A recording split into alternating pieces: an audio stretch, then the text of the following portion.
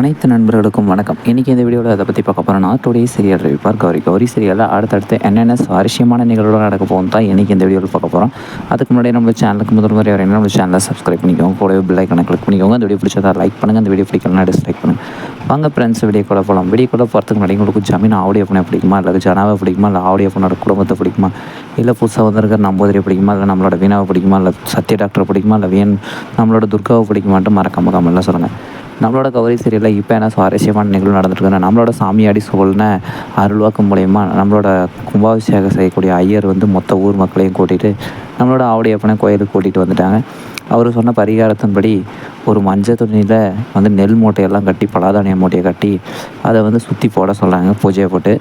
அதுமாதிரி சுற்றி போட்டதுமே அங்கே ஒரு குறிப்பு சீட்டு கிடைக்கிது. அந்த விழுந்த இடத்துல ரொம்ப நேரமாக தோண்டி பார்த்தாங்க. கடைசியில் வந்து அங்கே ஒரு குறிப்பு சீட்டும் கிடைக்கிது. அதை கொண்டு வந்து கோயிலுக்கு சாமிக்கு முன்னாடி வந்து பிரித்து படிக்க போகிறாங்க. அப்படி படிக்கும்போது தான் நம்மளோட தொடரும்னு சொல்லிட்டு எபிசோட் போட்டாங்க. ஆனால் அந்த குறிப்பு சீட்டில் என்ன இருக்குன்னா, எப்போ காணாமல் போச்சு, இப்போ எங்கே இருக்குன்ற செலவு விஷயம் எல்லாத்தையும் போட்டிருப்பாங்கன்னு நான் நினைக்கிறேன், என்னோடய கெஸ்ஸிங் படி.